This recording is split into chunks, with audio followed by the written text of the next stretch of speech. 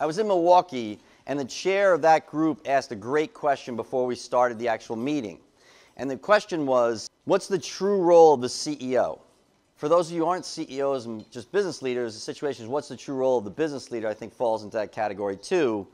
And one of the CEOs actually stood up and said, I know what that is. And one of the things I've learned after doing 350 of these or so is when a CEO stands up like that, you're better off just letting them talk. So I said, okay, what do you got? And he said, well, I was at a recent family barbecue and a new hire walked over to me and said, so what do you do? And that can mean like one of two things. Either the new hire is too stupid to know who the CEO is, or more likely the CEO is not part of the hiring process. And that sounds a little bit more new age, so let's just say it's the latter. So he turned to him, he goes, what do you mean, what do I do? The new hire turned around, looked at all the other people at this family barbecue of all the employees and started rattling off job descriptions and their titles. And the CEO said, oh, now I get it. He paused for a moment and he said, I make sure you have a job in 5 years. And with that, the new hire's jaw dropped and he said, well, keep up the good work, and then he ran away. So now my belief is actually, although it's kind of funny, they're actually really both right. In fact, I believe if you're a CEO, the only real job you have is to make sure they have a job in 5 years. So if you're a business leader, is make sure they have a job in 5 years. And then kind of like a cell phone contract, is make sure they have a job in 5 years every year. And that requires being able to produce constant and never-ending reassurance, CANR. All right, so any economist worth his weight will tell you the economy breaks into thirds. 1/3 is the government. What they mean by that is the government's power to manipulate interest rates, control money supply, and spend. 2/3 is the population. Now, it doesn't take much more than a 4th grade math education to know 2/3 is more influential than 1/3. So let me ask you, why is the government covered ad nauseum on CNN, CNBC, and Fox News, or wherever you consume your news entertainment from? Think about it. Well, when you take the power and you take it out of the hands of the many and you put it in the hands of the few, it becomes holistically unpredictable. It becomes dramatic, compelling, wonderful fodder to sell news articles and advertising space. Because the news or the media is a transactional business model. They want you to keep coming back to it. And frankly, it's our fault, but we only pay attention to something that is an existential threat to us or our business. So what they accidentally do is present everything as if it's an existential threat. And let me just explain to you here, sometimes we do not understand threat statistics on a personal level. We hear global threat statistics, but we interpret them on a village level, significantly inflating the likelihood of that negative thing happening to ourselves. So you are, I'd write this down, it's not in your handout, but I write this down. You're the healthiest, wealthiest, safest human beings ever to walk the earth. Now, if that's a rare statement for you to hear, ask yourself why. Well, it's almost impossible to make money telling people that they're safer, healthier, and wealthier, right? Can your politician hope to stand up on a campaign stump and tell you you're the healthiest, wealthiest, safest human being ever to walk the earth and hope that you'll vote for them? So the situation is that we have an incorrect worldview. Some great work on that subject. Hans Rosling's Factfulness. He wants to make the world smart again. So the situation, that's a great book, and it's not a difficult read. Another great book is Everybody Lies. So understanding cognitive science will enable you to understand your employees better, yourself better, your spouse better, and your customers better. That sound like it's worthy time? Right, so picture the hard sciences, like math and science. The hard sciences will make you a living. The soft sciences will make you a fortune. So if you can take what little time you have and add into it good information from great sources, I'll give you a host of reading material for that. The situation, though, is that is time well spent. All right, so, and it will help you be able to produce constant, never-ending reassurance, because that's what they're looking for. So we're going to play a game here. Now, keep in mind, this is a game. I don't want you to overthink it. So I just want you to sit back and tell me which one of these age groups, 30, 50, or 60, does the question I'm about to ask you the most. Show of hands, how many people here think 30-year-olds spend the most money in America today? 1, 2. Okay, so 50-year-olds spend the most money in America today. Wow, look around the room. That is almost unanimous. Let's just check here. 60-year-olds spend the most money in America today. We got one guy, two. Okay, two brave people. All right, so produces the most for their business or corporation. How many people here think 30-year-olds produce the most for their business or corporation? We got one. Oh, that's a good number there. That looks like about 20 or so. 50-year-olds produce the most for their business or corporation. Look at that. That looks like it's the majority. 60-year-olds produce the most for their business or corporation. All right, I'm noticing some ageism going on here. Have you noticed that so far? Or we got two guys saying 60-year-olds, right? I don't know. Maybe that's because we're in Florida. All right, so earns the most. How many people here think 30-year-olds earn the most? All right, now that's a pretty typical answer. We got one guy, right? Maybe two? Someone's just moving their glasses. Okay, so the situation is, the reason why I asked that, and that's pretty typical in my audiences, I ask it because I've presented so far 4 times in Palo Alto. And when I said 30-year-olds earn the most, I would have expected like a 2-hand standing ovation from everybody in the room. They also said none. That kind of shocked me. You guys didn't shock me. 50-year-olds earn the most. That's definitely the majority again, or at least it looks like maybe 50-50. 60-year-olds earn the most. Okay, so let's call that one 50-50. Invest the most. 30-year-olds? We got two. Okay, cool. All right, so 50-year-olds invest the most. Now look around the room here. See all the hands in the air? 60-year-olds invest the most. A little bit less, but it seems close to even. The actual answer to all the above is 50 years old. So the first hypothesis, or the first takeaway from the presentation is you can tell the health of any economy in the world based on how many people are in the 50-year-old age groups. And you can get that information for free from the CIA.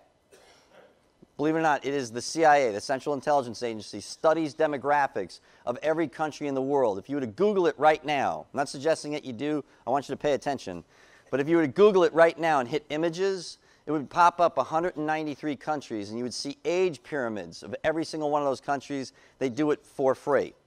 And the age pyramid, well, the way they do it is they break every country down male, female. My belief, the reason why, is because when males are young, or young males do dumb things. Anyone here agree with that? Right? Guys, can you relate to it? When you were 19 years old, were you making good decisions or bad? All right, I got 4 boys under 20, and they seem to have peaked in their decision-making at 12. And then they kind of go through this dark descent that I'm hoping they spring out of around 26 years old. Anyone got any like older kids? Can tell me the truth? Like, do they spring out of it ever? Yeah? Okay, good. I'm like hoping, right? In fact, when my 12-year-old, we used to sit around and watch the older ones make dopey decisions, and we used to say, like, that one used to be smart, right? And then, so when he turned 13, I wrote on his birthday card, "Welcome to the days your head goes up your own butt. Soon you'll be wearing it like a hat." So now when he makes dopey decisions, I look at him and I remind him about that birthday card. So the situation is that the CIA's mission is very different than my own, but it doesn't mean that demographic information isn't useful to everybody here in this room. Is that you can easily go study it and know which countries are actually going to be thriving for long periods of time.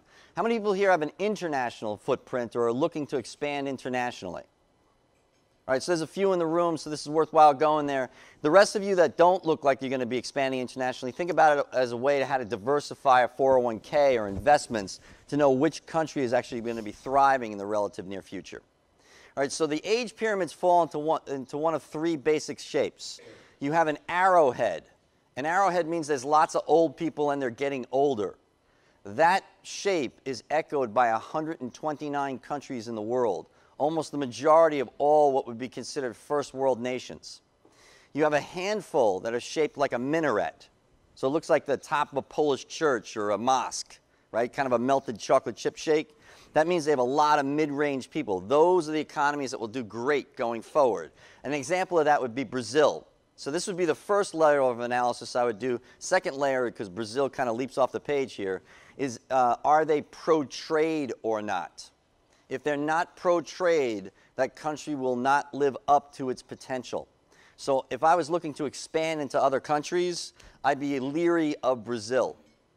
So almost too much of a pain in the tush to do business with them. I'd be looking at the environs of the countries surrounding Brazil because they're much more pro-trade oriented. The last shape looks like a chocolate chip, right, or Hershey's Kiss. A great example of that would be Mexico. So Mexico will dominate the press for all the wrong reasons because when males are young, they do dumb things. In fact, when you have a lot of young males in a country, you're more likely to have a violent revolution. It's one of the reasons why the CIA studies it. They're looking for geopolitical hotbeds of violence. All right? So when you have a lot of young females, you tend to get cultural revolutions. So they actually knew decades in advance that the Arab Spring was going to be happening. They didn't know exactly how it would go down, but it was predictable. Now, why didn't we ever hear about that? Because predictable doesn't sell papers. Predictable equals boring.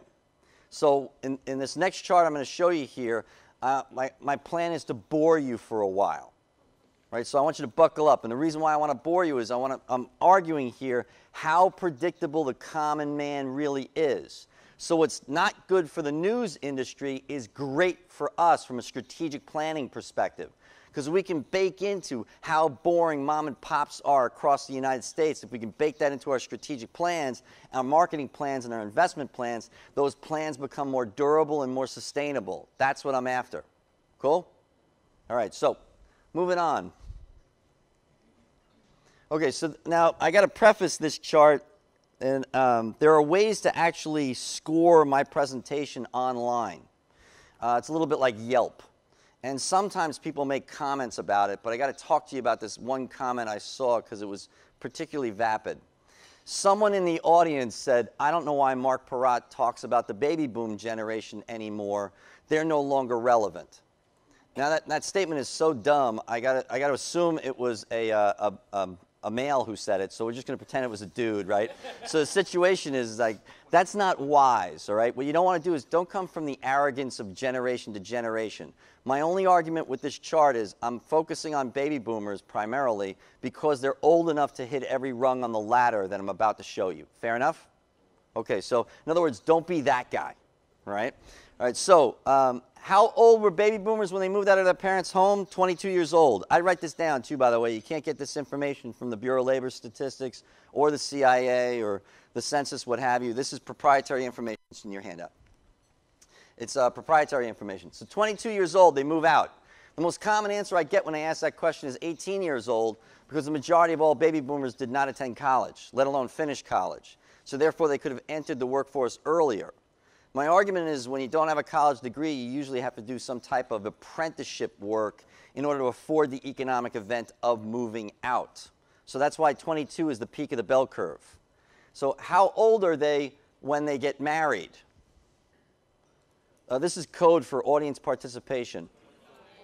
25 years old. I'm sparing you the decimal points, too, for speed here. It's 25 years old. How old are they when they have their first child? 27.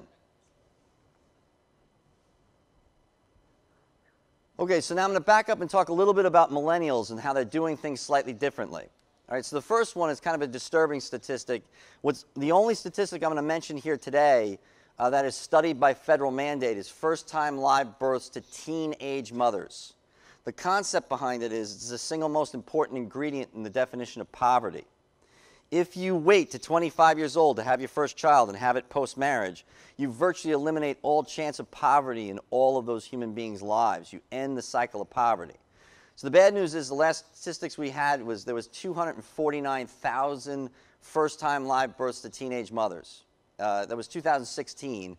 That's the bad news. The good news is that's the lowest number in 40 straight years, and it has decreased every year for 40 straight years. That's the good news. But millennials are actually doing things very differently. This is called the replacement rate or the fertility rate. You need 2.1 for us to be able to replace ourselves.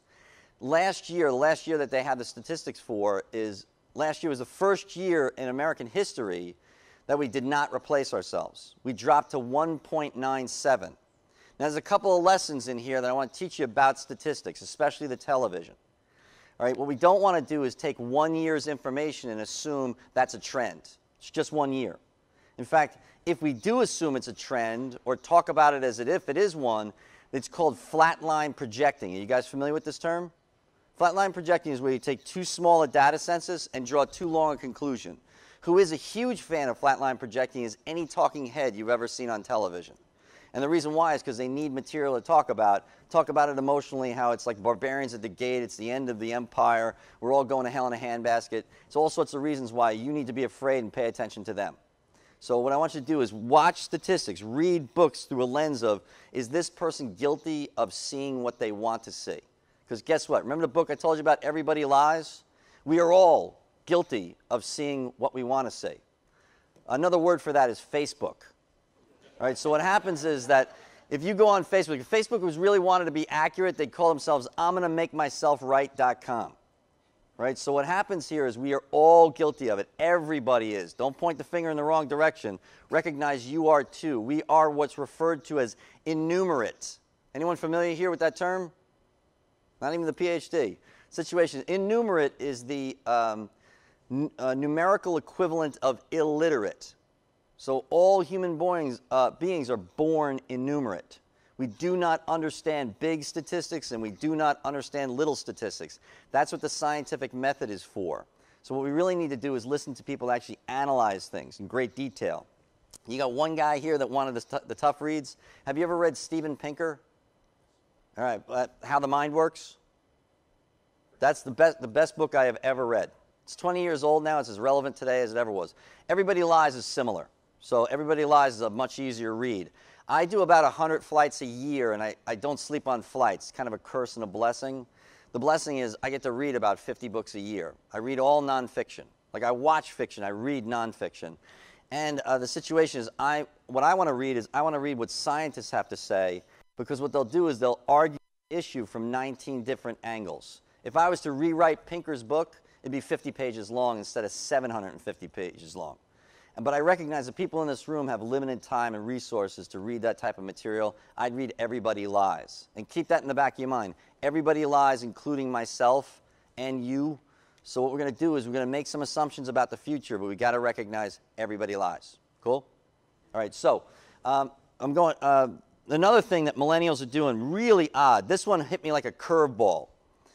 40% of first-time live births last year were to non-wed mothers. That one's a little bit something we need to pay attention to. That means women in their late 20s are choosing not to get married yet have their first child. That's a very European thing to do. We call it, we're Europeanizing.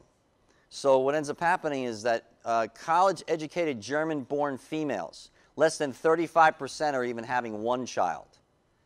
That means they are not replacing themselves. That means in order to not collapse their economy, they have to import the tax base from other economies. So Germany is actually becoming a Muslim country because they are not replacing themselves. You'll read all the bad about that, but there's actually some good about it, because you cannot have a child supporting two parents, supporting four parents in a tax structure. That's called China. And what that is, that will lead to China not being the next China. So what ends up, and you kind of can't trust whatever statistics come out of China. The finance minister's name is We Lie. So what happens is that when you look at the population charts, especially through the lens of the CIA, you're getting a much more accurate rendition of what's the future of that country. So should I be expanding into it or not? All right, so back to this. How old were baby boomers when they bought their first home? 31. How old were baby boomers when they fully furnished that first home? 36. How old were baby boomers when they bought a trade-up house, if they ever did? 42. How old were baby boomers when they fully furnished that trade-up house, assuming they bought it? 46. How old were baby boomers when they bought a vacation property, if they ever did? 52. Okay, so the situation is, turns out that's the starter vacation home property. So if they are going to buy one, this is like more like a trailer by the lake cottage kind of a thing. The dream vacation property is 67 years old.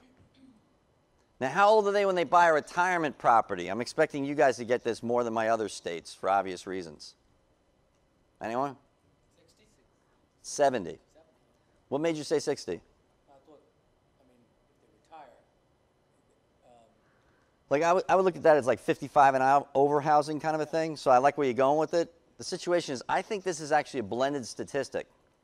I think this is 55 and over housing and assisted living facility. But frankly, I don't know and I don't care. And the reason why is because I have no clients that are in that space. I have no members that are in that space. The moral of that statement is, if you're in that space, you need to know and you need to care. The moral of that statement is, you need to know the magic age of the end user of your product or service. That is such an important statement, I'm going to repeat it until all of you write it down. You need to know the magic age of the end user of your product or service. This is code for write it down too. You need to know the magic age of the end user of your product or service. You need to know the magic age of the end user of your product or service. Now, there's a rule I got after doing like 350 of these. If I say something clever, you're welcome to steal it.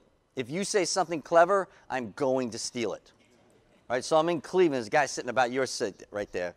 And he goes to me, well, hold on a second, Mark. So what you're really saying is if I'm B2B, I got to know my B's, C's. I said, I'm totally stealing that. If I'm B2B, I got to know my B's, C's. And how many B2Bs do you think really know their B's, C's? Very few. So if you're the one, you get to eat their lunch. Sound good so far? Right, so now you might be, look, you're kind of staring at me kind of funky, so I'm just going to pick on you. You give me like those bug eyes look. The situation is you might be going on in your mind, I imagine it's you too, is, Mark, how do I do that? That's impossible. No, it's actually really quite easy, and it's called customer service. So you reach out to your key relationships, your B to C's, and ask them. Like, you can blame it on me, like, hey, I heard this annoying guy from New York, and he kind of scared me about the future. I'm a little worried about it, are you? So what would you say? Are you worried about the future? Just say yes or no. Yes. Yes, okay, cool. Are you open to an uncomfortable conversation occasionally and just make sure that both our companies are pointed in the right direction? Does that sound good? Sure. Awesome. I want to sick my nerds on your nerds. I got a nagging suspicion you got nerds working for you, especially with your business model. Look at that. You just confess your sins. All right, so nerd's actually a badge of honor, by the way. It wasn't when I was in high school. The situation was, so I used to play down the whole nerdy thing. I heard a comedian recently who was talking about, I used to play Dungeons and Dragons, right? So like major nerd here, right? So on Sunday, I'm taking my 13-year-old to the New York Comic Con and we're dressing up. So I'm like, oh, that's like qualified nerd, right? So the situation is, back in those days, if you were playing Dungeons and Dragons, you needed at least 3 friends who could keep a secret. Now it's kind of an odd badge of honor or something like that. So what happens is, a nerd is a good thing. A nerd is someone who actually works with computers. A geek is someone who can actually tear a computer apart and put it back together. So are you geeks or nerds? Nerds? Both. Okay, cool. All right, so what my recommendation is, you sick your nerds on their nerds. And they do a database analysis of each of the customers that they've dealt with in the past. And if they don't have that information, it can be rare, but if they don't have that information, they do like a campaign to give out a discount for their birthday, like 10% or whatever. Very few people actually take you up on those type of discount coupon things, but you'll get that information. So it's a way of actually helping them to make sure that they're pointed in the right direction. Because frankly, if you have not done the analysis of your customer, if their check is going to continue to cash or not going forward, you've never done strategic planning ever. What you've been guilty of is wishful thinking. Me no likey wishful thinking. Right? Remember that one. You might as well write that one down. Me no likey. I don't like grammar either. So me no likey wishful thinking. All right? So back to this. The situation is, what I want to do is I want to take you from the macro. I want to take you to the micro. Let's pretend for a moment. Is this a laser pointer too? Let's see. I don't want to, like, I'm afraid to use it. I'll ask you on the break. All right? So let's pretend for a moment that everybody here is a residential contractor. All right? How important would it be to know how many people are between the ages of 31 and 46 years old in your neck of the woods? Readily available and free, believe it or not. You can turn to the census, census.gov. You go to a function on their website called My Congressional District. You put in any zip code in the entirety of the United States, it will spit back all the useful demographic information you could ever want or need for free. As far as I know, we are the only country in the world that's capable of producing that, by the way. So readily available and free. But which is more important, knowing how many or the trend? Trend, right? So if the number's increasing for the next 15 years, what should you do? Invest, double down, invest in capital infrastructure, hire, acquire, advertise, grow at almost all costs, right? What if the number's decreasing for the next 15 years? What should you do? Run? I like those type of fast answers. Here, I'm going to ditch this thing. I don't think I need it. All right, so the situation is sell. I'm in Brookfield, Wisconsin, and there's an architect in the back of the room. Any architects here? All right, cool, we can beat him up. All right, so the situation is there's an architect in the back of the room, right? And I said, if the number's decreasing for the next 15 years, what should you do? He goes, sell my company to somebody who doesn't know that. I'm like, damn, that's a good answer, right? Then he answered 5 questions, the best I've ever had. Best ever. And I've presented to over 8,000 companies, right? So combined, it's something like 200 billion in revenue, all in. He answers 5, the best answers I've ever had, and it's in Brookfield, Wisconsin, and he's an architect. So after the 4th question he answers great, I'm getting suspicious. I put the cap on the marker and I go, now he answers the 5th one. I throw the marker on the ground. I go, dude, come on, man. Like, tell me the truth. You're not an architect. I go, I bet you're the worst architect in your building. He goes, I am. Big smile on his face. He goes, that's why I can run it. So there's actually a lesson in there, a couple too, by the way. The situation is that professionals especially, keys, meaning like C-levels, tend to get way wrapped around their axle about being perfect in their chosen field of study. And there's only a certain amount of value that creates. It's like a red ocean versus a blue ocean if you've read that book.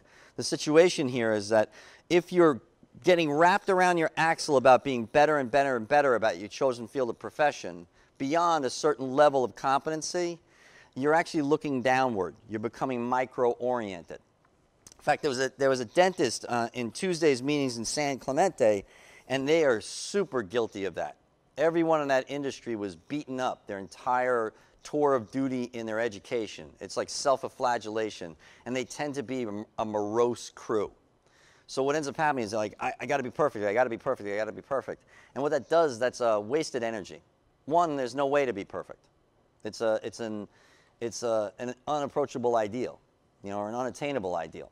What we're really chasing is excellence.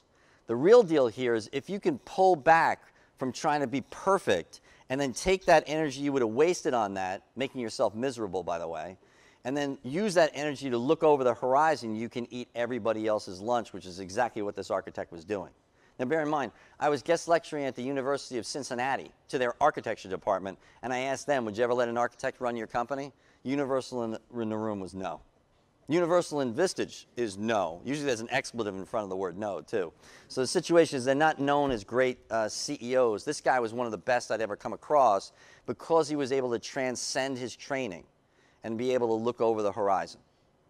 So, okay, so back to this. Situation is I'm going to take you back to the macro. All right, so picture. I want you to write this down on that chart.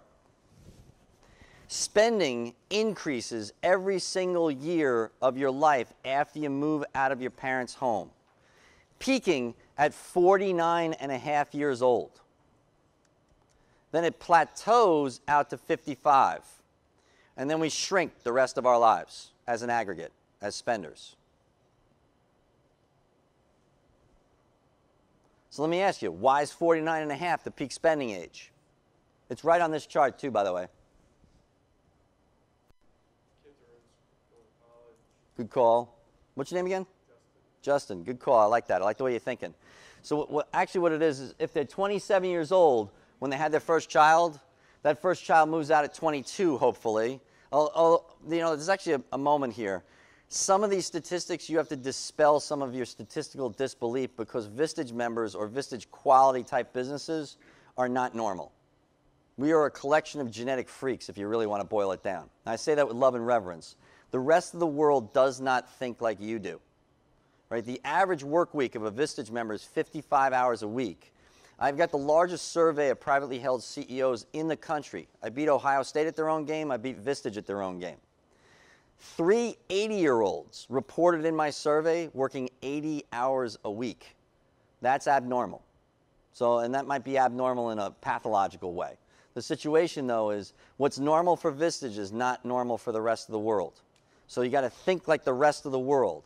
Act like a Vistage member, but think like the rest of the world. See what I'm saying? That's where opportunities really start to flourish, by thinking like the rest of the world. So my belief is the reason why 49.5 is the peak spending age is because first child moves out, right?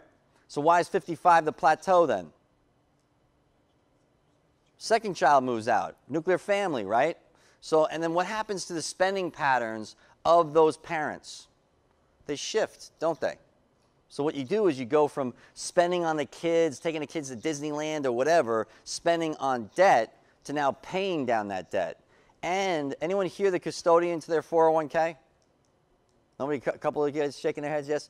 All right, so I'm assuming, I'm going to pick on you because you said yes, so thanks for volunteering. All right, so here's the thing. My guess is when people are this age, it's kind of tough to get them to invest in the 401k. And over here, when they're this age, it's kind of impossible to get them not to invest in the 401k. So when you are paying down debt and investing in the 401k, what isn't that?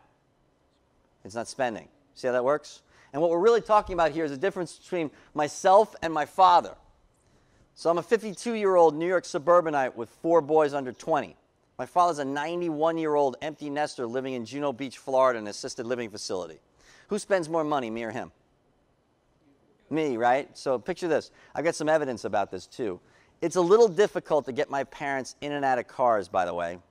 So they don't come back to New York all that often from Florida. We now have to come down here. That's one of the reasons why I really like speaking for Vistage, Florida. I get to go see my parents a little bit here and there, too.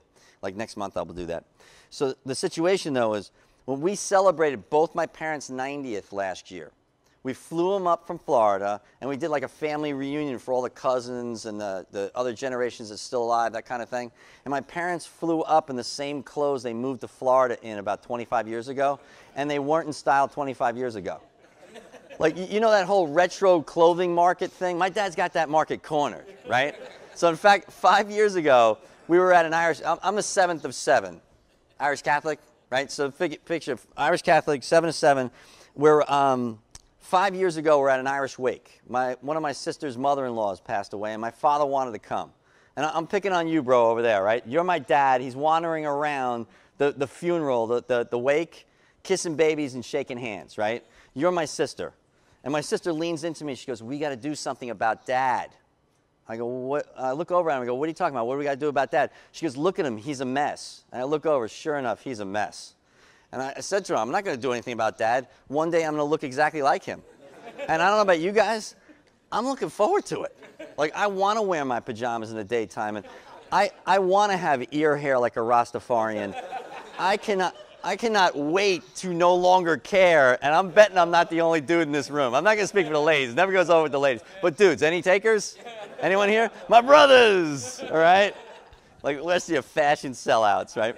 I own pajamasinthedaytime.com, and I want to give out fashion advice for fashion idiots just like me, and somehow that demographic is growing, right? Okay, so the situation here is, this is an example of the age pyramid. This is what happens with spending based on the baby boom generation, including immigration. So I've got good news and I've got bad news for you. What do you want first? All right, the bad news is the number of people turning 55 years old, the plateau we talked about, decreases for the next 13 straight years. That's bad. Also, that is echoed by 129 other countries in the world. This is what economists are worried about coming depressions, and this is going to cause the end of the world. You read some of my competitors' books, and you're like semi-suicidal by chapter 3. So I'm not going to recommend many of those books, so because I like you guys. You especially. You laugh at my jokes. You I like. All right, so the situation is, I'm here to tell you, the good news of this is that's complete garbage. All right, so it turns out, though, if you want to create a bestseller, is scare the hell out of people. That's a really good idea. Use words like depression. The fascinating thing is when you read books about the coming depressions, when you read the actual chapter or the paragraph where they actually try to narrow it down about when it's going to happen, the economists give themselves 30-year margin of errors. That's like having a barn-sized back door on a bold statement you just made, right? And my belief is the reason why is because by the time you could call them out on being wrong, they're senile, and you're retired, and you don't remember anymore. But you will buy their book because, well think about it. Before you think I'm here beating up the press or my competitors, It sells. It works. If this is a room full of reporters and journalists, you know what I'd be telling them? Keep doing what you're doing, because people are dumb. People do not understand statistics, and people recognize they will only pay attention to things that scare them. Existential threats that don't exist anymore. Like how many people, like you don't even have to raise your hands, people are afraid of snakes and spiders, right? You know, they've done studies of Eskimos. You kind of can't call them that anymore. It's like, but I can't pronounce the word. It's like Inuit, something like that.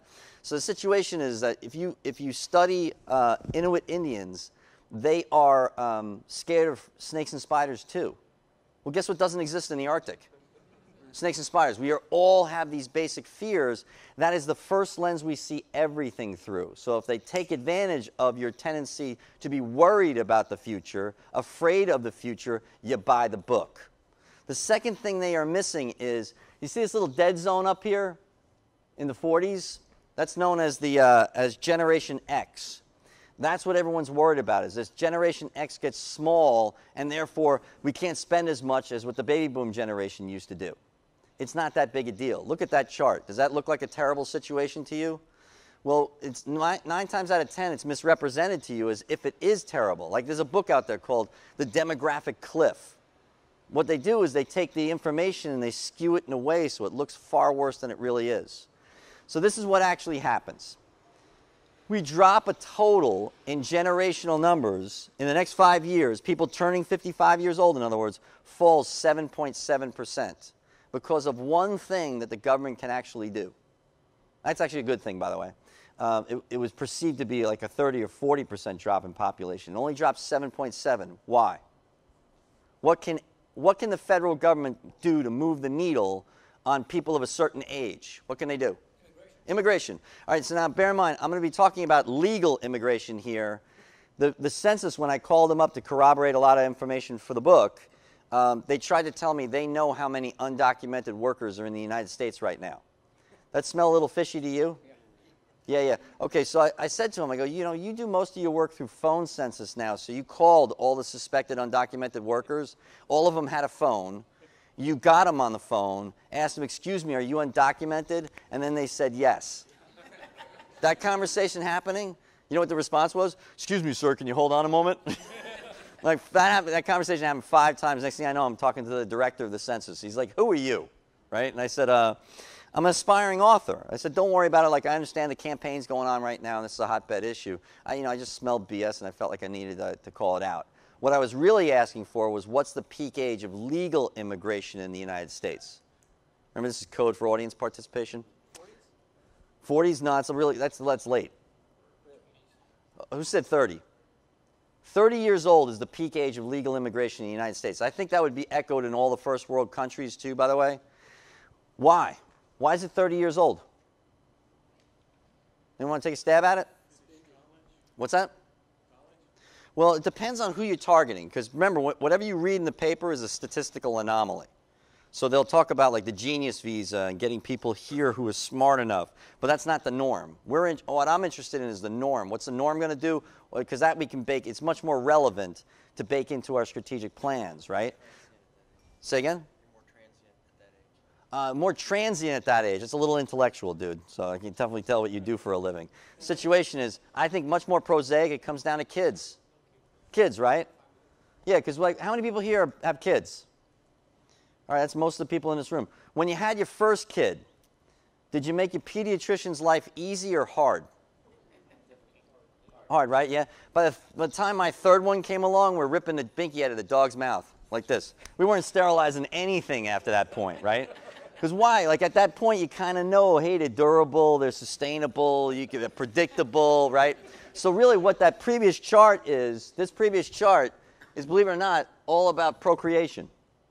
People are really that predictable. What you do once you have kids becomes ridiculously predictable. I think the 30 years old comes back to that. One is, coming over from another country is quite arduous. So you have to be able to afford that time and afford that journey. You have to be old enough to do that and properly motivated. Aren't kids proper motivation? When my first one came along, do you think, like, remember, I'm the 7th of 7. My parents used to pay me $1 to babysit myself. You know what I mean? They were like, we got 6 more. You know what I mean? So now it's very different about that. So picture, my first one comes along. I didn't know I'd be willing to step in front of a moving bullet for another human being until my first son was born. Sound right? In fact, what my mother did was she pulled us aside in the nursery, would point to our newborn and say, did you ever think anyone could love you that much? That's the reason why I think people come over. That's the majority of all people. They want a better life for their kids, so you have to have kids. But you can't be 40 because then the likelihood is you're already a success in the old country and the kid's not as portable. Make sense? You know what I mean? Once they get to a certain age, you might as well screw your shoes to the floor. You're not moving anymore because you'd be too upsetting to the child. You see how that works? So I think the peak age is 30 years old. So when was the peak year in immigration in the United States? Most amount of people coming over in a single year ever in the history of the United States. When is it? Close. Believe it or not, it was 1990. So most of the time I get 1890. You know, because back in 1890, we were immigrating more people than we were birthing. The population chart in the United States was so low back then that relative to the numbers, it was really driving our economy in the late 1800s. In the late 1900s, the situation is there was an amnesty in the late 80s, allowed an enormous wave of people to come over in 1990. We had a trough, and then we quickly went back to those numbers, and we're flirting with them right now, to your point. So what we did was a great accidental job of immigrating Generation Xers and filling in what was this pothole. So between those two numbers. That means the generation only drops 7.7% in the next 5 years. That should translate to a headwind on GDP, not a depression. So now if you think I'm beating up economists, demographers are even worse. They'll give you 1,900 different scenarios about what could happen in the future. Buried in that pile, one of them's right, and then they go 20 years from now, they go, see, I was right, because they point to the one that was actually correct. Those things are kind of useless. I don't think this is the way to utilize this information. I don't think I'm here to scare you. All right, well, it'd be great if you bought my book, but okay. You know, well, we're recording this, so I should probably say to my publisher, yeah, they're all scared, right? They're all going to buy the book, right? Situation, though, is I don't want you scared. What I want you to do is take this information and point your company in the right direction. So what we're going to do is bake that into our processes next. So, but before I get to which are the industries that are going to thrive in the next 15 years, and you're going to help me do that, by the way, before we do that and then what to do with that information, we're actually going to talk about how you can add 4 companies to your life via Vistage, by the way. You add those 4 companies and then do a second part of that exercise, you will never need to listen to an economist ever again. Sounds good? I don't know, to me that's valuable, because I don't ever want to listen to an economist ever again. So if I can utilize the natural food chain of the economy, surround myself with 4 business models that are the key leading indicator to the economy, well then I don't have to listen to economists ever again. Sound good? The concept is something's bought, something's shipped. So, and that's not likely to show up into corporate earnings for anywhere from 1 day to 90 days. So on Wall Street, we used to use FedEx and UPS as a leading indicator of the economy and the stock market. Do you see any problem with that formula today? What's the problem? It's Amazon, right? So is it Amazon's doing great, like kicking the hell out of Macy's, or is the economy doing great? Well, because of that false positive on that formula, I augment my research by giving out my cell phone number to trucking, manpower, pallet, and packaging companies. In fact, the chairs, each of the chairs here, can you raise your hands? Joe? All right, so the situation is that this is what I'm recommending, is that every Vistage group adds trucking, manpower, pallet, and packaging to the Vistage meeting. And then so if you guys join Vistage, I want you to hold your chair accountable to that you're actually going to nominate them. You get them in a room, and once a month you just ask them a simple question: how's business? Now the downside of this, for those of you who are more eggheadish, the downside of it is it's not empirical. I'm totally pointing at you, Joe. So the situation is it's not empirical. The catch is empirical research takes a lot of time. Think about it. If an economist is looking for information on trucking, manpower, pallet, and packaging, how do they get it? Trade association meetings. So if you turn to the trade association then surveys the membership. They return the surveys. They aggregate that data. They sell it to the economist. The economist then reanalyzes that data, reaggregates, sells it to people like me, and we give it to you. Fast or slow? may be way too slow for you. So the first step is having relationships with them, having them in a type of a Vistage group if you're going to join, and then carving off a little bit of time on the agenda, just ask them, how's business doing? With the preparation, if the business goes bad for all four of them, you're throwing the agenda out the window, and they are contacting their contacts within their industry to see if it's just coincidentally them, or is it the industries that's experiencing this. The second part of this exercise is you have to go back and do something that's unsavory and not fun. So I didn't promise I'd be happy-go-lucky over here, right? So I want you healthy walking out of this room. So the situation is you have to do a backdated analysis of your own business model. You have to look back at 2008, 2009, and then look at how bad was bad and how long did it take before you felt the bad. So a Vistage member in California sends me his financials on a Friday at 11 o'clock at night, forgetting I'm on the East Coast. And he's like a little bit of a panic mode. He goes, you know, so I want to know, am I a leading indicator or am I a lagging indicator? Now, I happen to love his chair. He was one of my trainers. The situation is, though, so I sat down with him and I said, it depends on the vantage point of the person doing the analysis. So to some business models, everybody's a leading indicator. To some business models, everybody's a lagging indicator. So to trucking, manpower, pallet, and packaging, those are the leading indicators for everybody.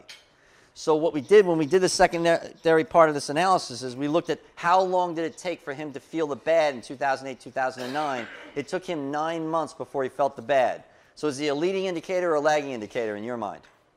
Lagging, right? So would he benefit from surrounding himself with trucking, manpower, pallet, and packaging? Hell to the yeah.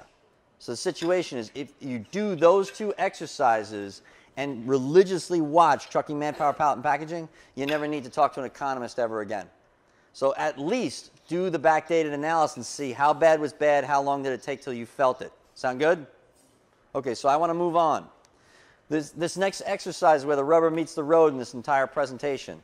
I'm going to break you off into your tables. As a table, you are going to list, I believe it's on page 7 in your handout. You're going to list. You're going the wrong direction there, dude. See, you're too smart for your own good. There you are. All right, so it's like your other left. So on that page, you're going to list every industry you can think of that is classically recession resistant and or benefits from the aging of the population. So do that now. Classically recession resistant and or benefits from the aging of the population. Think Maslow's hierarchy of needs, essentials, stuff like that. Think you're driving through a rough section of town. Rough sections of town are in permanent recession. If a business thrives there, it thrives in all manners of economies. All right, so do that now. Besides, what we're going to do is we're actually going to do it together. And I'm going to ask for a volunteer over here to work the board because my handwriting stinks, right? So it's kind of amazing that I actually wrote a book because I can't spell, I can't type, and I have no idea what a semicolon is. In fact, I have 4 waves of editors. Every time they sent me an email saying, you can't say it that way, Mark, I'd type them back and I'd say, whom cares? I was really proud of that joke, too. Not a one of them got it, right?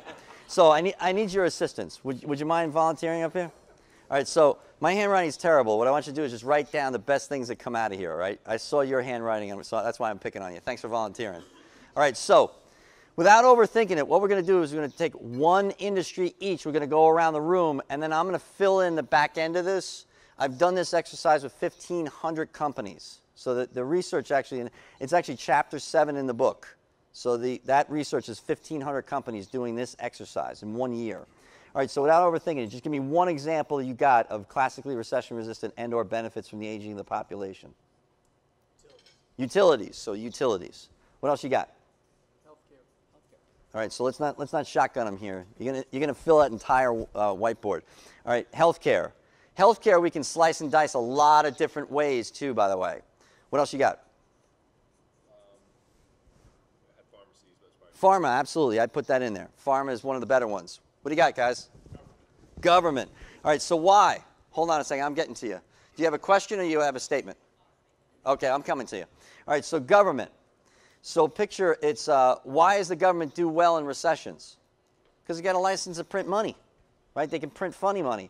They also, as soon as the market collapses, and it happens on every president's watch too, by the way.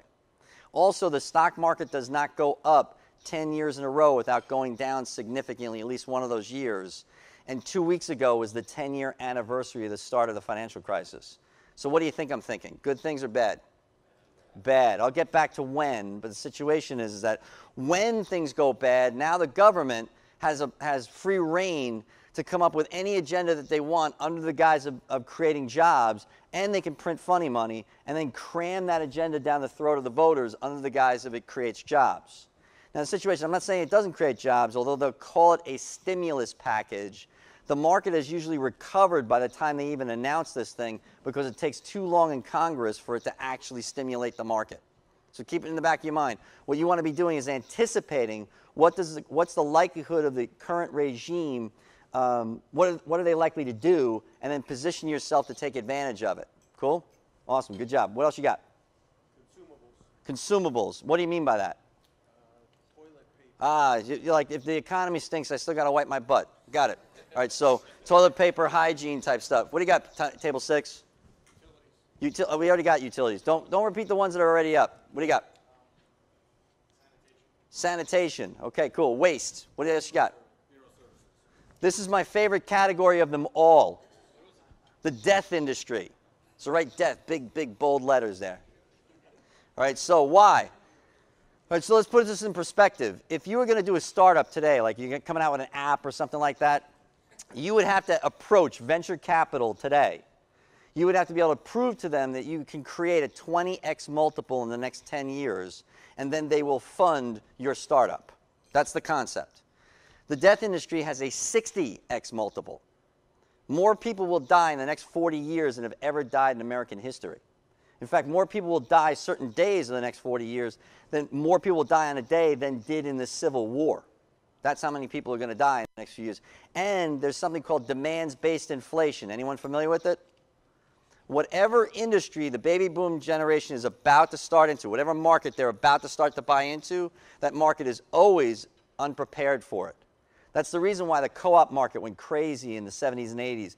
Condo market went crazy in the 70s and 80s. Then they both collapsed because once the baby boomers had it, the Generation X wasn't enough around to support that growth of pricing, right? Then you go into the starter home market. Now the trade-up home market and the dream vacation market. What's the next real estate? Right? My dad calls his assisted living facility, calls it God's waiting room. Right? So the situation is, what's next on the list? An obvious one. Death industry, my favorite category of them all. And the demographics here are echoed by 129 other countries. You crack the code on that, you don't even have to run the company good, you will make a fortune. Cool? In fact, when private equity hears me speak, they'll say, oh, if you're going to do a roll-up today, what would it be? I'm like, headstones. Like they're run by mom and pops. Like you buy out the headstones, you can literally mess up that business and make a fortune anyway. So what do you got, table 8? Child care. What else, table 9? All right, what I want you to do is I want you to put a hyphen in front of it. I want you to call it re-education. Now, permission to speak a little political. Right? So what happens here is if someone comes to this country that doesn't speak English and takes my job, whose fault is it? It's my fault. Right? So I need to re-educate myself regularly to stay relevant. Now, can a politician come out and tell you that? Because what is a voter? It's another word for victim. So the politician has to come out and confirm your incorrect worldview. Otherwise, you won't vote for them, right? But in truth, what we really have to do is we have to stay relevant. All sorts of certification programs, da-da-da-da-da. Those are the type of things you want to keep in mind about re-education. What else you got, table 10? Ah, I love that one, adult diapers. You can say diapers anything. that you can really count on, especially with 4 kids, right? What else you got? Assisted living facilities. You had your hand in the air, so I'm going to pick on you. Was it said already? Okay, here's the thing. Religion actually does really well in recessions. So write down religion. What is the opposite of religion but does equally well as religion in recessions? Sin. Sin does really well in recessions because if my life stinks, I'm going to fall into my addictions. See how that works? Do you guys remember the Simpsons movie? Right, they're about to slam that giant dome down on Springfield, and then everybody in the church runs out and runs into Moe's Tavern, and everybody in Moe's Tavern runs out and runs into the church. Doesn't that sum up humanity in like 5 seconds? I love that show for that, right? That's a big one. All right, I want you to circle death, and I want you to circle sin. Absolutely, that's part of sin. And even legal weed, all right? So, you know, if that offends you in some way, I apologize. You know, you want to know I can tell which state has legal weed? All the Subarus. Like, so, if your state, that's a trend right there, bro. So if your state's about to go legal weed, buy a Subaru dealership. A used car Subaru dealership, and then bumper stickers. Because it's like they got so many bumper stickers on this thing, the bumper stickers are actually holding the car together, right? As soon as they get passed on the road, I'm like, all right, legal weed, right? I got you. Personally, I consider that sin, but that's just me. All right, so what else we got? Telecom. We'll just put down communications. What else you got? Table 2, looking at you. Rental housing? Rental anything. Write down rental anything. What else you got, table 3? What's that? Hairstyles. You could say, all right, let's put in there, how about cosmetics? We'll put that in there. What I'm told, in fact, I had a guy in Chicago, he comes out and he goes, lipstick. And there's something about a middle-aged dude telling me lipstick, it just sounds odd. Right? I'm like, why do you know? Like, is this something you need to confess to us? Like, what's going on? And the guy goes, well, I package it. I'm like, all right, you got some street cred then. All right, so when ladies tell me it's lipstick, it's because if my life stinks, at least I can look good. So I might not buy the $100 lipstick, I might buy the $10 lipstick. So this is what I want you to write down in bold letters, the Chevette strategy. The Chevette strategy. I'm in Redondo Beach, and a CEO walks over to me, and she goes, well, you know, Mark, all you're doing here is making a laundry list of all the industries that thrived in the financial crisis. I'm like, that's an oversimplification. It's also aging the population. But when I'm done with these things, I have like half a brain cell left, right? I didn't start with that many to begin with, right? Especially if you knew what college I went to. So the situation is that I said to her, I go, what's up? What's on your mind? She said, well, we didn't. I said, well, why didn't you thrive in the financial crisis? She said, well, because we were the Cadillac of the industry. I said, well, Cadillac sounds good. Why is that bad? And she said, well, because, she said, well, because what we were actually asking people to do is whether they could afford to do business with us, not what way they preferred to. So you need a Chevette strategy. When do you need to develop your Chevette strategy? After the next financial crisis or preemptively? See what I'm talking about here? Now, this gets a little funky when I'm about to talk about. I talked 2 CEOs out of suicide in the financial crisis in 2008, 2009. My chair training never taught me how to do that, by the way. No, that really stunk. So that was long and arduous. I never want to have those conversations ever again. Like, I got good at it for all the wrong reasons. So really what I want, the moral of all of this is, by the time I leave, I want all of you shaking your heads at me going, don't worry, Mark, I got this. I never want to have those conversations with you guys in the future. If our paths cross again, like I was in the Delta Sky Lounge in San Francisco, and I'm reading one of my cognitive science books, right? And I see 2 feet in my peripheral. And I look up, and there's a guy with his hand out like this. He shakes my hand, he goes, are you Mark Parrott? And I said, yeah. He said, I was in your audience 2 years ago. I think it was Bud Carter's group, his key group, right? He goes, I was in your audience 2 years ago. I read your book. I watched your videos. I just wanted to say thank you. Sorry for interrupting you. I'm like, don't be. This is the coolest thing ever, right? So what I wanted to know was how was it positively affecting his life? That's what I want. That's one of the things that you're going to see in the Vistage world. It's mission work. I want to leave a positive impact on this economy. Best way I can do that is by throwing my arms around people who can throw their arms around other people. There are thousands of people outside this room counting on us making excellent decisions inside this room today. That's why I'm willing to do 6 flights in 1 week and 12 hours and 6 hours of sleep and all that type of stuff. It's because I want you pointed in the right direction. Chevette strategy, slam dunk. I'm in New York, and I present that. One of the companies, a Vistage member in New York, calls me up and says, Mark, we love your Chevette strategy. I go, what do you do? He said, we make kosher lollipops. I'm like, I'm Irish Catholic. How am I going to help these guys, right? He goes, well, we have an 80% profit margin. I'm like, and why are we talking? I'm like, that's the greatest thing ever. He said, well, because I'm concerned about the next downturn. I think it's imminent too. The market does not go up 10 years in a row without going down significantly. I'm worried about this Cadillac brand we have. I love the Chevette idea. How would you do it if it was us? I said, it's easy. I said, all you got to do is invest in a new logo, new packaging. You take the old product, you repackage it in the new packaging. You wait to launch the new product until the market collapses. Then you launch it as a cheaper alternative because you're the kosher lollipop company with a heart, right?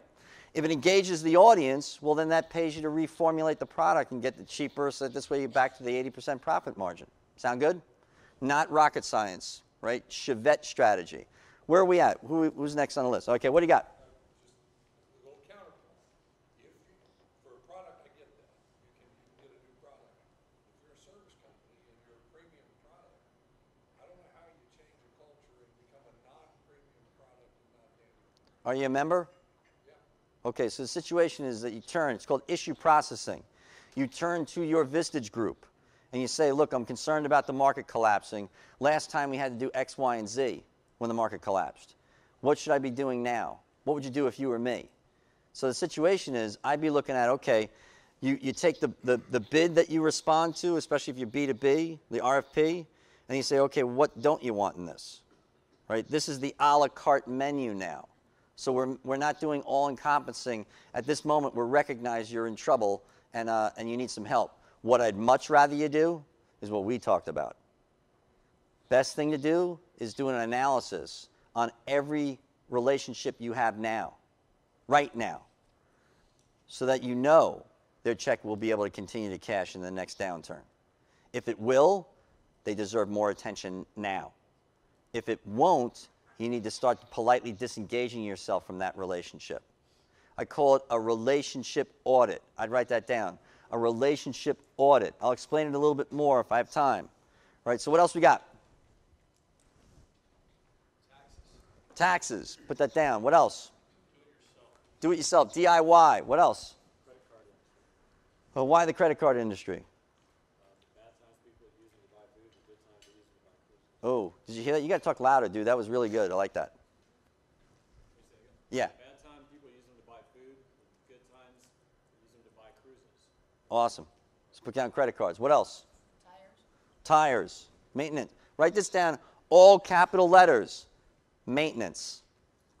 All right, so I'm a certified mergers and acquisitions advisor, but I'm a non-practitioner. I'm actually a fiduciary on a wealth management company, so I don't charge for transactions. I don't handle transactions. But one of the things I recognize is that in the M&A world, there's a premium on maintenance contracts. So if you have maintenance contracts in your industry, you need maintenance contracts in your business model. So if you want to create extreme valuation. All right, so what ends up happening is that then they know, because people who buy a company, they're buying it, the future of that company. When you have a maintenance contract, it makes them feel more secure about the future of that industry. The second part of it is even more important. I'm in Palo Alto the first time. They told me I was at the largest concrete manufacturer in the United States. I took them at their word. It looked like a set to a Terminator movie, right? So I said, and the guy was like kind of sitting in your chair. And he said, Mark, my main takeaway from this presentation is I made a massive mistake in the financial crisis. I said, what was the mistake? He said, well, we dropped 65% in revenue, and we're unionized. Do unions understand 65% drops in revenue? No. So he panicked, raced to save the goose that was laying the golden egg at that point, not recognizing the opportunity he had for a recent acquisition he had just made in building materials. Because you need some really important ingredients to sell concrete. The very first one is you need people to want to build new. You need new construction. What's required in order to create new construction? Financing. So when you seize the credit markets, can you get financing? No. No one's building new. So, and when you rehab a facility, because we're making a laundry list of all these industries that are going to thrive in the relative near future, right? So they're going to thrive in the rough time periods. They're going to want to build, but they're not going to be able to get financing. So that means they're going to rehab their facilities. You need this much concrete when you're rehabbing a facility. You need this much when you're building new. See the difference? So if he had concentrated on the building materials company, he could have created a counter-cyclical revenue stream. I'd write that down. Counter-cyclical. I wish I had a better name than that, right? There's nothing sexy about counter-cyclical. Counter-cyclical revenue stream. On Wall Street, we used to use the word correlation. Right? What it means is it's the relationship to something else. So if two investments are positively correlated, they move in the same frequencies. They're of no diversification value whatsoever because they are affected by the same dynamics. So what you're really looking for, the ideal would be negatively correlated. You got to understand that with the currency exchanges, right? So what ends up happening is you're looking for pistons in a car or a seesaw, but that's the ideal. More often than not, what you're really looking for, or you find, are non-correlated. So those two investments would have evened out the flow of revenue, and he wouldn't have had to fire as many people as he did, wouldn't have had to have all that grief, because he would have been able to create a counter-cyclical revenue stream. Maintenance contracts, maintenance. Cool. What else we got? Predatory lending. Predatory lending. How about Better Call Saul? Right? You get ambulance chaser law. The only law that doesn't work is divorce law. And the reason why is because people actually put up with each other because they can't afford to get divorced. All right, is there anything else that we need to add to this? Disaster recovery. Awesome. What else? Insurance. Just put INS. I want you to circle maintenance. Cool. Pest control. Pet supplies. That one was a shocker to me. Because I thought as soon as people were spending an empty nester spending syndrome, who's going to want a dog? Man, was I wrong. You know, because my idea of a dog was a giant golden retriever. Now in New York, they carry around these little powder puff poodle things, and they put them in baby carriages. And then because the thing doesn't get enough exercise, they buy it a gym membership. And a car, I swear to you that happens, right? Now, is that a juggernaut industry going forward? Yeah. So you get into that, I'm not worried about you. Thanks so much, man. Thank you for doing it. Appreciate it. Give him a hand. Awesome. So here's the situation. What do we do with this information? What do we do with it? Well, the first thing I'd be doing if I'm B2B, the majority of people here are B2B, correct? How many people here are B2C? Oh, we got a couple. All right, so how much more time do I have? 25? All right, so I'll tell you really quick. I helped Martin Guitars stay relevant. So what happened was that I'm a musician, I'm a bass player, and I was playing in an acoustic Allman Brothers band, and yeah, I look like the accountant in the band, right? Like they all had ponytails and sleeves of tattoos and rode Harleys, but they had to kind of put up with it because I'm a bass player. So the situation is they wanted me to switch to playing acoustic bass, so I had purchased had built a 3/4 double bass. I had a Tiger Maple, and they stained hot rod flames on it. The coolest thing, right? $7,000 later, they deliver it to me. I string it, take a picture of it, drive to Pennsylvania, and I'm doing a version of this presentation about 10 years ago. And I'm showing it off because like this is a safe place because you never want to show off an extravagant gift to yourself in front of your employees, right? Maybe you want to write that one down, okay? Like the first BMW I bought, everyone asked me for a raise. That thing cost me thousands a month in raises. Don't do that, right?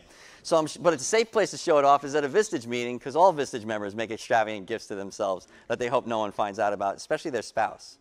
So what happens is I'm showing it off, and I show it off to the first guy, and the guy goes, oh, well, you know, you got to show this to Christian Martin. He's talking about Christian Martin the 6th. Any musicians here? No? Okay, so the situation is, you got like a half of one? All right, so the situation is Christian Martin the 6th of Martin Guitars, they're the American Stradivarius. The one guitarist in the band just bought a brand new one for $9,000. And the guy goes, oh, well, you should show this to Christian Martin. And I'm like, what a weird comment. I'm like, yeah, I'm going to show it to Eric Clapton, too, next time I'm hanging out with him, you know? And the next guy goes, no, show it to Christian Martin. I'm like, what gives? He goes, well, there he is. This was Christian Martin's Vistage group. My takeaway from that was to investigate who's in the room before I start talking. You know what I mean? So I walk over, I show it to him, and the guy goes, he looks at it, and he goes, and he looked like this little redheaded Geppetto-looking guy. Didn't look like a CEO. He looks at it, and he goes, man, that's awesome. Comes up to me at the end of the presentation. He goes, Mark, are you into barter? I said, what do you mean? What do you got? He said, I want you to come back here. I want you to present this to my C-levels, and I'll make you a guitar. Okie dokie, bro. I think I was standing on the accelerator driving back to Pennsylvania to do the presentation. Now ask yourself, why would he be so interested in this presentation? Why would he be?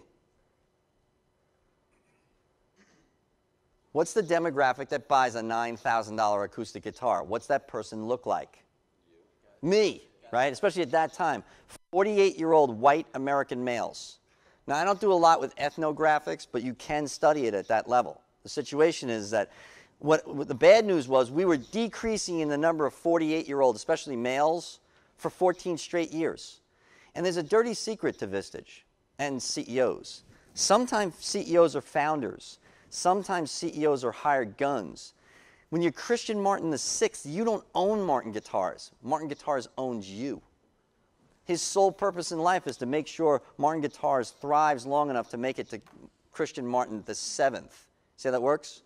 Now, and if the number of people turning the magic age for his flagship instrument is decreasing every year for 14 years, does that bode well for Christian Martin VII? I don't think so. So we did the presentation. It went great. He comes up to me at the end of it. He goes, hey, you got like an hour? I'm thinking, dude, for you, I got an hour. What do you got? So he hands me his personal safety equipment, takes me on a tour of the entire facility. Still geek out over it. It was awesome. And he, like, have you guys ever toured a manufacturing plant? When the manufacturer's got a brand new multi-million-dollar piece of equipment and it's working right, what's the manufacturer like? Like Kid at Christmas, right? So he starts doing his little Kid at Christmas dance. He's like, oh, you got to see this. So what I'm about to tell you here is how you coach a B2C in order to stay relevant. So for all you B2Bs in the room, I want you thinking about how do I coach my B2Cs to stay relevant? If I'm B2C, how do I position my company to stay relevant? So what happened was the first thing he did was he opened a Mexican guitar making plant. You now can buy a Mexican Martin for $500. Well, that competes with Takamine and Fender and Gibson and yada yada, right? So it's not going to be a what do you call it, a collector's item. Probably will never be worth $10,000 one day. But the situation is it creates an entry-level product. Remember the Chevette strategy. And also, just like Harley Davidson, remember when they invented the Sportster in the 70s? You can't swing the Road King, but maybe you can swing $5 for the Sportster, creating an aspirational business model. So the thing I was talking about before is when he was all excited, he goes, you got to see this. He turns around, he opens these double doors, he pulls out garment center racks from like 200 years ago. Like, I don't know about plumbing, but I know about old. These things were old. And I said, what are those things? He said, this is my great-great-great-grandfather's ukulele making equipment. We reintroduced ukuleles into the product line. Guess what the #1 selling instrument in the world is? Ukuleles. Now, I'm here to tell you, they stink as instruments. They're terrible.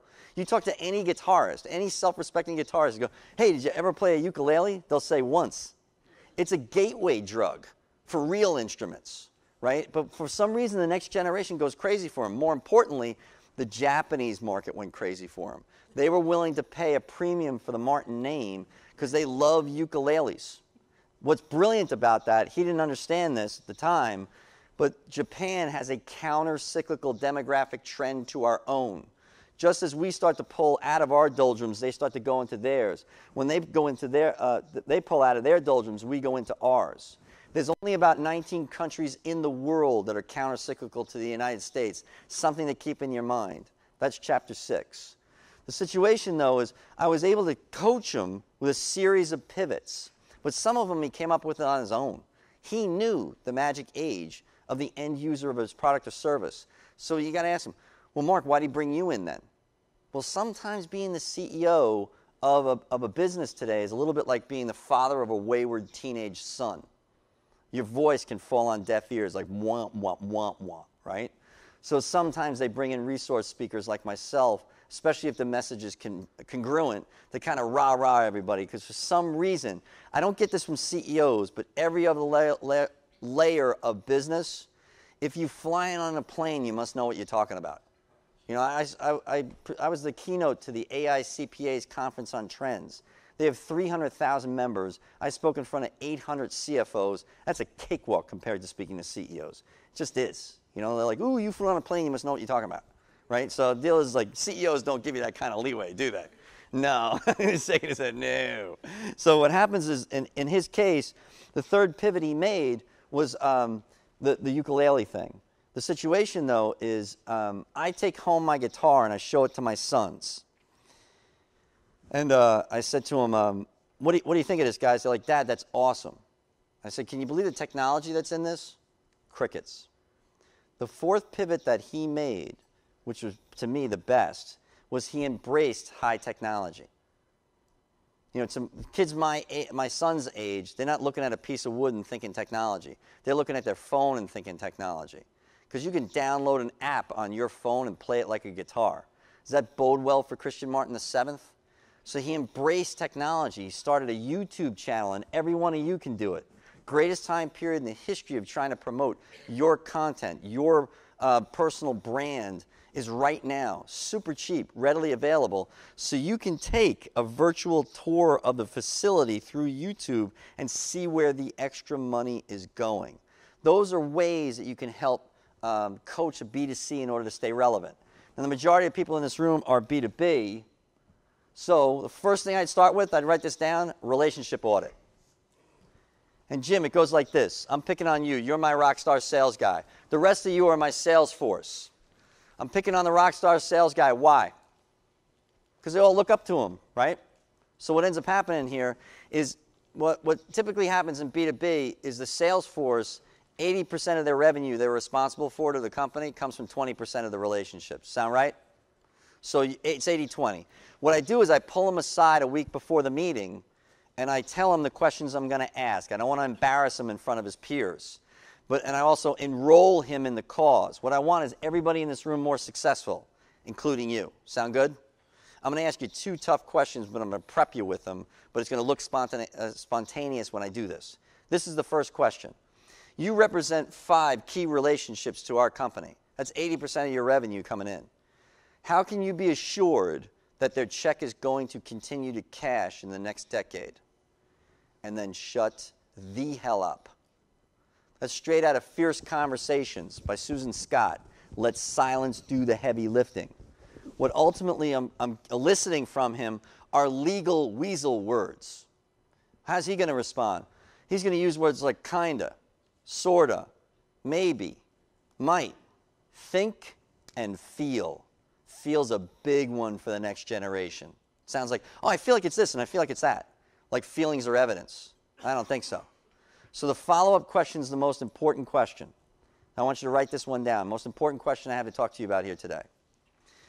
And you're going to say it this way. No agenda, no, this is a job interview. If you get it wrong, I'm not testing you. I'm doing it from an innocent place to get the sales force to make sure they're pointing their energies in the right place. You have to do that from adult to adult out of respect. So what I say to them is, what evidence do you have to support that claim? What evidence do you have to support that claim? What evidence do you have to support that claim? What happens is, that's where the magic happens.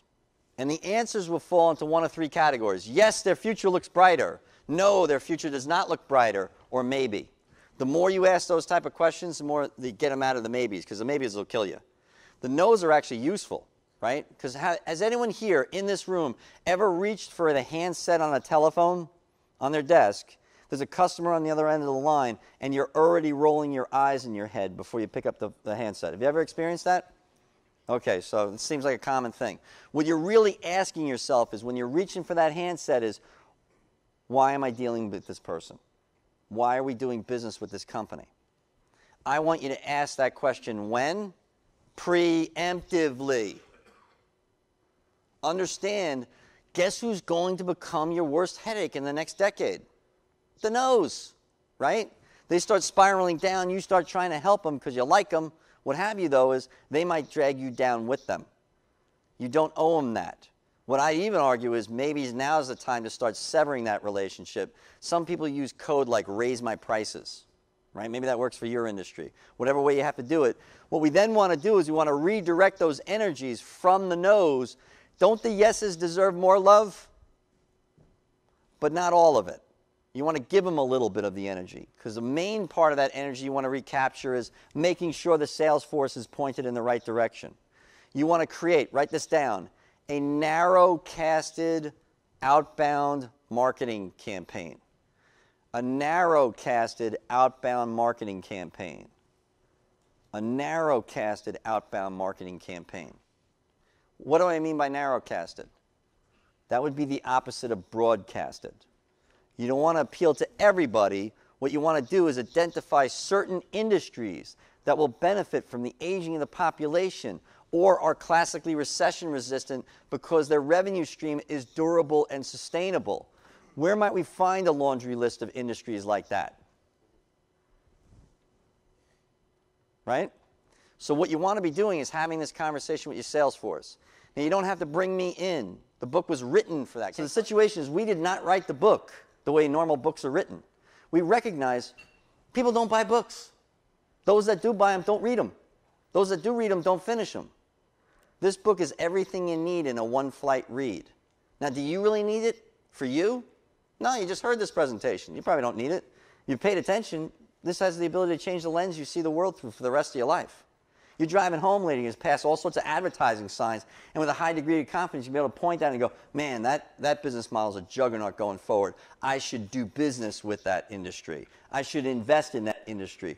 That one's a little shaky. Maybe we need to divest ourselves or ignore it on the list of the narrow-casted sales campaign. You get what I'm saying? And maybe sales is the wrong word, too. One of the best books I've ever read. This one's an easy read. Best books I've ever read. The Speed of Trust by Stephen M.R. Covey. And yes, he is the son of Stephen Covey, the 7 Habits guy. Did you read that book? Yeah, you just know it, right? Most people just know it because the book stunk. It was terrible. The exercises going through it were wonderful, but Stephen Covey couldn't write his way out of a paper bag. It was terrible. His son is actually quite a good author. It's a really enjoyable read. I rate books in how many flights it takes to read them. You know what I mean? Like Steven Pinker's like a months long worth of flights for me. Stephen M.R. Covey was 3. So it's not an enormous amount of time, and you can get it on Audible or any of those other things that you do to save time. What I want you to do is, how many people here have read The Speed of Trust? That is a must read. All right? My main takeaway from that book is sales don't exist anymore. Sales used to be an exchange of knowledge. Now it's an exchange of trust. And building high trusting relationships requires different skill sets for the sales force, and it requires more time. What I'm sitting back saying, well, who's worthy of a high trusting relationship? We got a laundry list over here that you helped create. All you have to do is teach this to your sales force. The book I wrote is designed to help you to do that. How do you teach your direct reports about this so you don't have to go to any other place? Lastly, we launched a YouTube channel to support you that way. I've got 32 videos so far with more and more in the works to help you. Last thing is investments. So you're either going to invest in some stocks and bonds, some real estate, or a company. What do you think? Or talent. So call that investments. Number one complaint in Vistage today. It's so hard to hire well. Now this is what I want you, was it Joe? Okay, so Joe, I want you to listen to this, but don't get upset. Don't hire well. Stop doing it. It's a waste of time.